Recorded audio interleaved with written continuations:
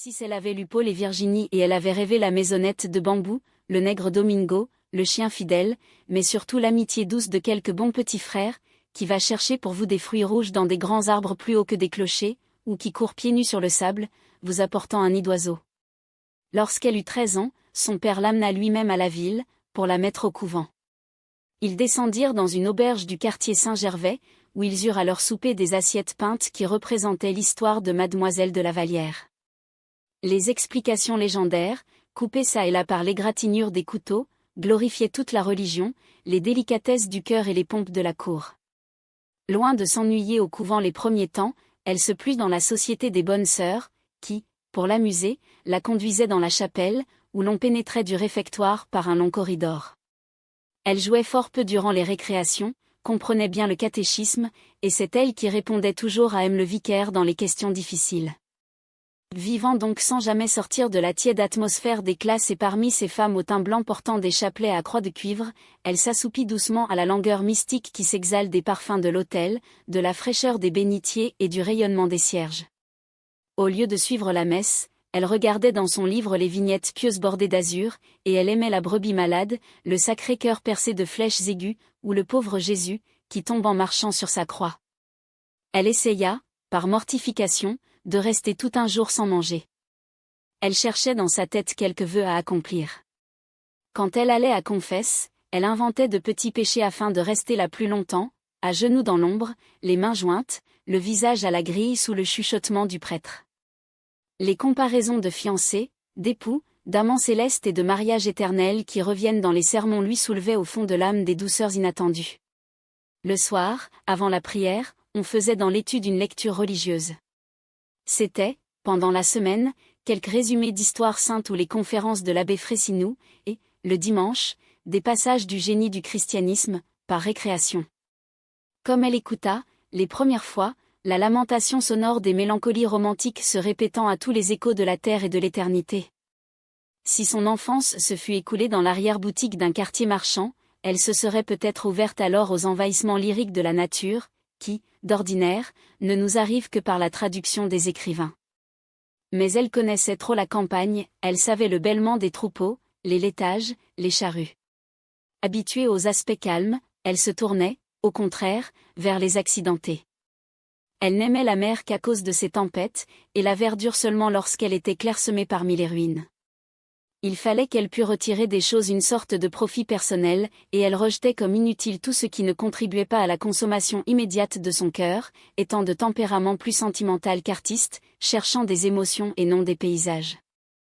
Il y avait au couvent une vieille fille qui venait tous les mois, pendant 8 jours, travailler à la lingerie.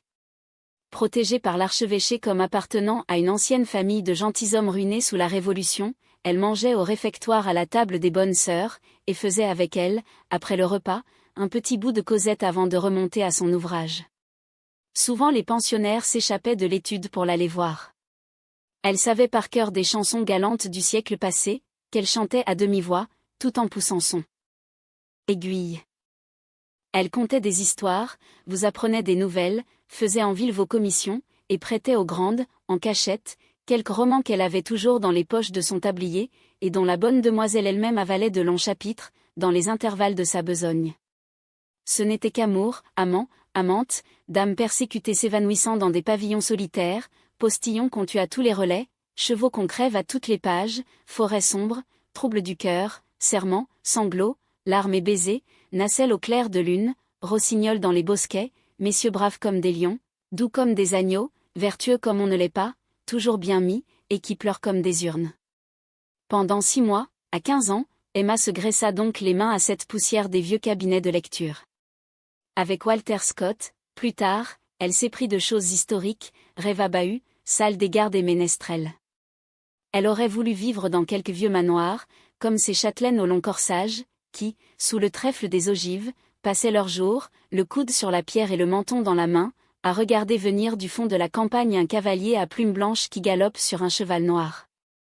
Elle eut dans ce temps-là le culte de Marie Stuart, et des vénérations enthousiastes à l'endroit des femmes illustres ou infortunées. Jeanne d'Arc, Héloïse, Agnès Sorel, la belle ferronnière et Clémence Isaure, pour elle, se détachaient comme des comètes sur l'immensité ténébreuse de l'histoire, où saillissaient encore çà et là, mais plus perdus dans l'ombre et sans aucun rapport entre eux, Saint-Louis avec son chêne, Bayard mourant, quelques férocités de Louis XI, un peu de Saint-Barthélemy, le panache du Béarnais, et toujours le souvenir des assiettes peintes où Louis XIV était vanté. À la classe de musique, dans les romances qu'elle chantait, il n'était question que de petits anges aux ailes d'or, de madones, de lagunes, de gondoliers, pacifiques compositions qui lui laissaient entrevoir, à travers la niaiserie du style et les imprudences de la note, l'attirante fantasmagorie des réalités sentimentales. Quelques-unes de ses camarades apportaient au couvent les keepsakes qu'elles avaient reçus en étrenne. Il les fallait cacher, c'était une affaire, on les lisait au dortoir. Maniant délicatement leurs belles reliures de satin, Emma fixait ses regards éblouis sur le nom des auteurs inconnus qui avaient signé, le plus souvent, comte ou vicomte, au bas de leurs pièces. Elle frémissait, en soulevant de son haleine le papier de soie des gravures, qui se levait à demi plié et retombait doucement contre la page. C'était, derrière la balustrade d'un balcon, un jeune homme en court manteau qui serrait dans ses bras une jeune fille en robe blanche, portant une aumônière à sa ceinture, ou bien les portraits anonymes des ladies anglaises à boucles blondes, qui, sous leur chapeau de paille rond, vous regardent avec leurs grands yeux clairs. On en voyait d'étalés dans des voitures, glissant au milieu des parcs, où un lévrier sautait devant l'attelage que conduisaient au trot deux petits postillons en culottes blanches. D'autres, rêvant sur des sofas près d'un billet décacheté, contemplaient la lune, par la fenêtre entr'ouverte, à demi drapée d'un rideau noir. Les naïves, une larme sur la joue, becquetaient une tourterelle à travers les barreaux d'une cage gothique, ou, souriant la tête sur l'épaule, effeuillaient une marguerite de leurs doigts pointus, retroussés comme des souliers à la poulaine. Et vous y étiez aussi, sultan à longue pipe, pâmé sous des tonnelles, au bras des bayadères, djaour, sabre turc, bonnet grec, et vous surtout, paysage blafard des contrées dithyrambiques, qui souvent nous montraient à la fois des palmiers, des sapins, des tigres à droite, un lion à gauche, des minarets tartares à l'horizon, au premier plan des ruines romaines, puis des chameaux accroupis, le tout encadré d'une forêt vierge bien nettoyée, et avec un grand rayon de soleil. Perpendiculaire tremblotant dans l'eau, où se détachent en écorchures blanches, sur un fond d'acier gris, de loin en loin, des cygnes qui nagent. Et l'abat-jour du quinquet, accroché dans la muraille au-dessus de la tête d'Emma, éclairait tous ces tableaux du monde, qui passaient devant elle les uns après les autres, dans le silence du dortoir et au bruit lointain de quelques fiacres attardés qui roulaient encore sur les boulevards. Quand sa mère mourut, elle pleura beaucoup les premiers jours.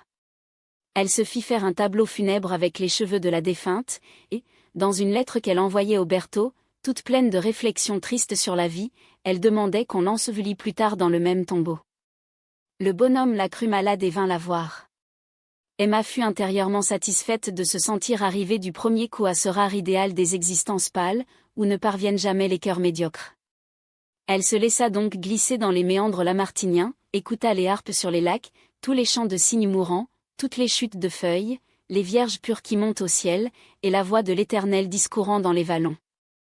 Elle s'en ennuya, n'en voulut point convenir, continua par habitude, ensuite par vanité, et fut enfin surprise de se sentir apaisée, et sans plus de tristesse au cœur que de rides sur son front.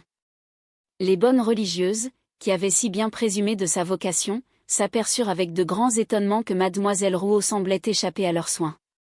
Elle lui avait, en effet, tant prodigué les offices, les retraites, les neuvaines et les sermons, si bien prêché le respect que l'on doit aux saints et aux martyrs, et donné tant de bons conseils pour la modestie du corps et le salut de son âme, qu'elle fit comme les chevaux que l'on tire par la bride. Elle s'arrêta court et le mors lui sortit des dents. Cet esprit, positif au milieu de ses enthousiasmes, qui avait aimé l'Église pour ses fleurs, la musique pour les paroles des romances, et la littérature pour ses excitations passionnelles, s'insurgeait devant les mystères de la foi, de même qu'elle s'irritait davantage contre la discipline, qui était quelque chose d'antipathique à sa constitution. Quand son père la retira de pension, on ne fut point fâché de la voir partir.